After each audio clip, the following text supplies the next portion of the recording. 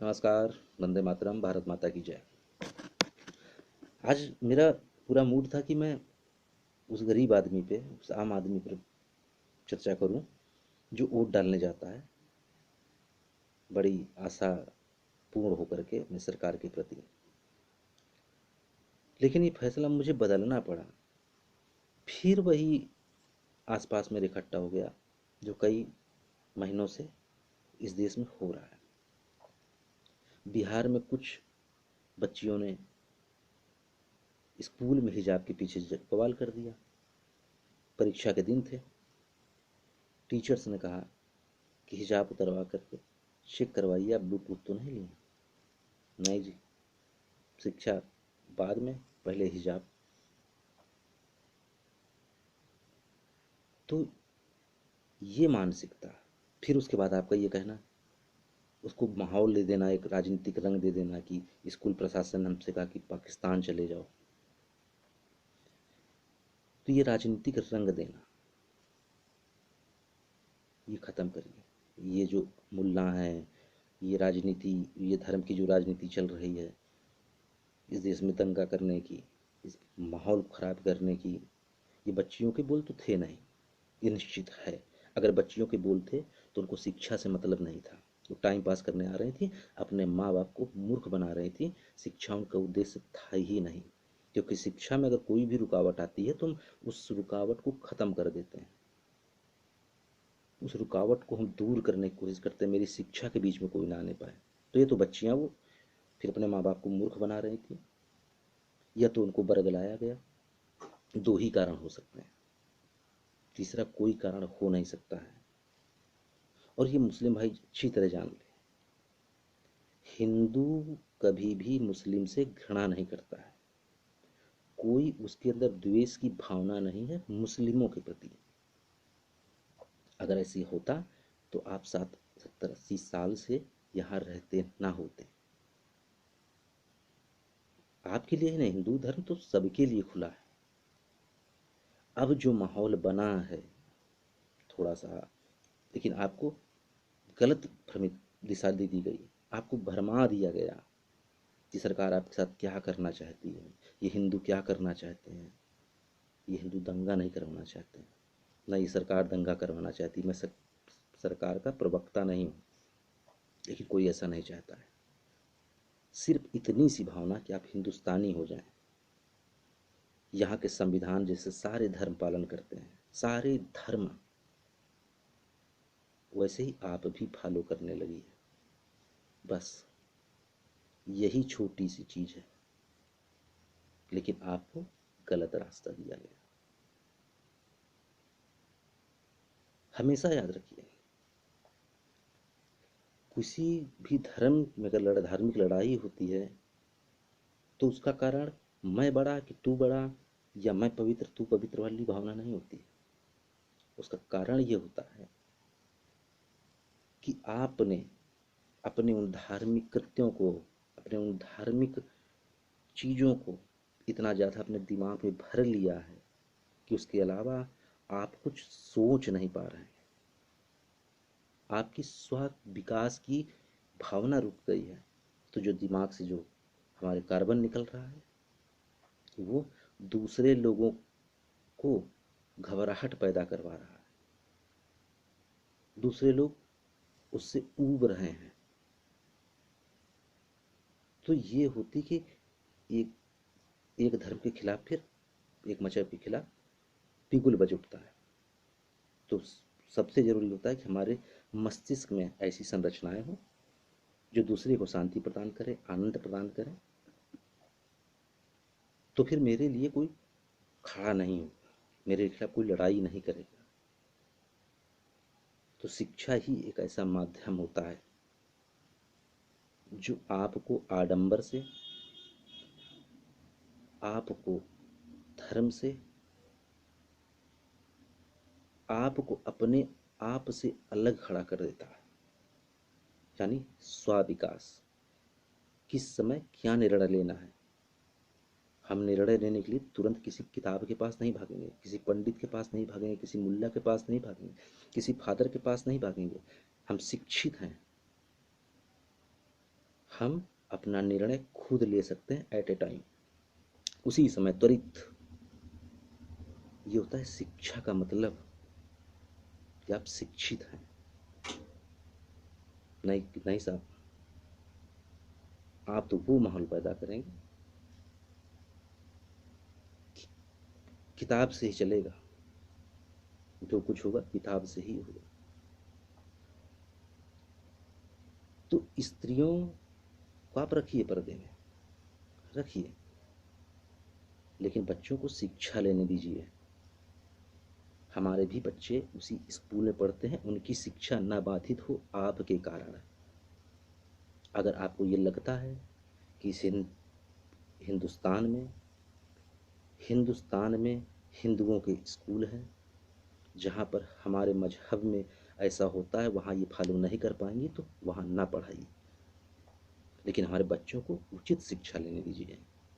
लेकिन अगर आपको अपने बच्चों को शिक्षित करना है, तो स्कूल के जो नियम होते हैं, विद्यार्थी के जो नियम होते हैं, उनको तो फॉलो करना ही पड़ेगा, उनको तो अपनाना ही पड़ेगा।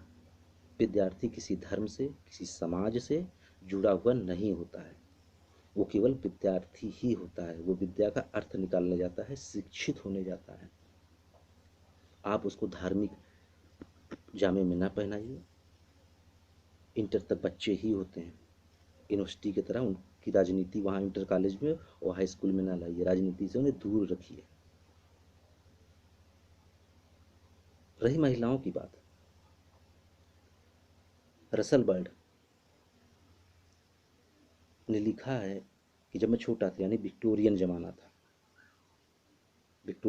था, लिखा है कि उस ज़माने में महिलाओं के पोशाक ऐसे होते थे कि ऊपर से नीचे तक ढके रहते थे, कहीं भी स्त्रियों का कोई अंग दिखता नहीं था। लेकिन कभी भूल से पैर का अंगूठा दिख जाए, भूल से, तो पुरुषों के शरीर में सिहरन सी दौड़ जाती थी। फिर जब वो जवान हो गया, उस किताब को लिखा उसने, फिर वो आगे लिखता है कि आज तो महिलाएं आधी नंगी घूमती हैं, कोई ध्यान ही नहीं देता है। साहब, पैर के अंगूठे किसी स्त्री का दिख जाए तो एक पुरुष के विचार को कैसे प्रभावित कर सकती है, ये मेरी समझ के बाहर है। या तो फिर वो पुरुष कामुकता से भरा हुआ है। देखिए, सेक्स अलग है, कामुकता अलग है। कामुकता 24 घंटे रहती है, या तो वो पुरुष कामुकता 24 घंटे भरा, और 24 घंटे तो कोई भर ही नहीं सकता। नहीं पागल, फिर वो पागल समाज ही होगा जो 24 घंटे पागल सेक्सुअल हो, कामुक हो। तो महिलाएं, किससे खतरा है महिलाओं को?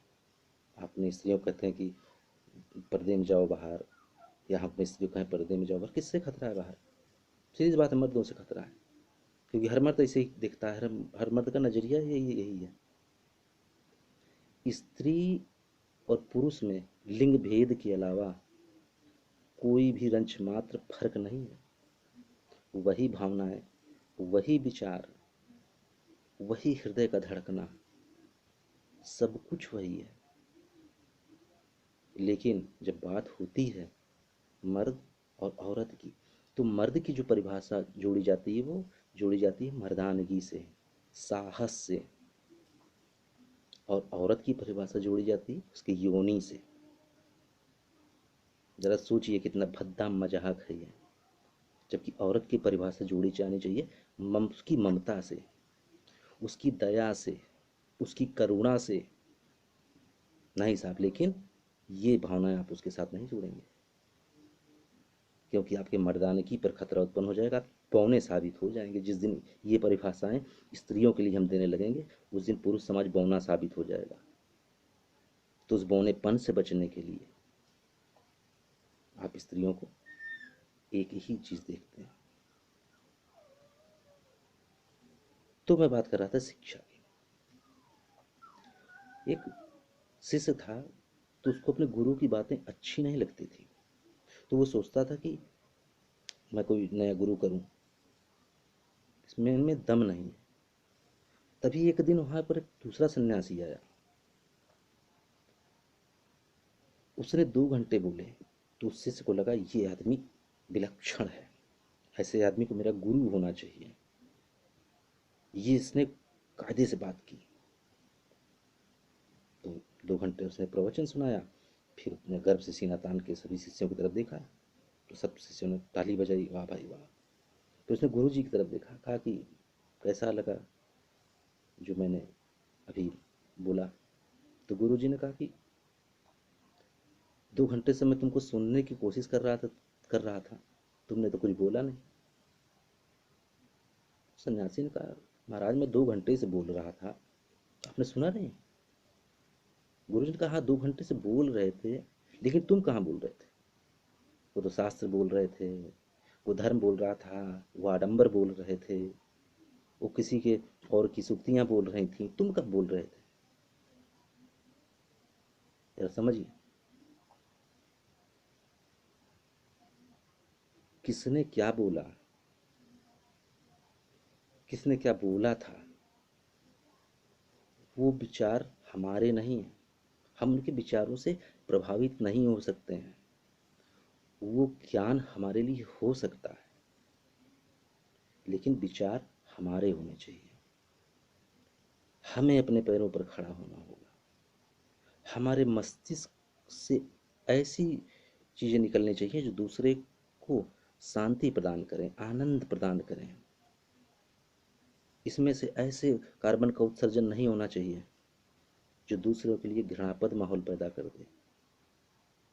और ये सब लाती है शिक्षा। तो शिक्षार्थी बनिए, विद्यार्थी बनिए, राजनीतिकार न बनिए। जो राजनीति करनी है तो अपनी पढ़ाई के बाद करिए। आपके छोटे से कदम से देश का माहौल खराब होता है। मैं कभी अपने बच्चों को नहीं कहूँगा कि तुम किसी के बहकावे में आओ।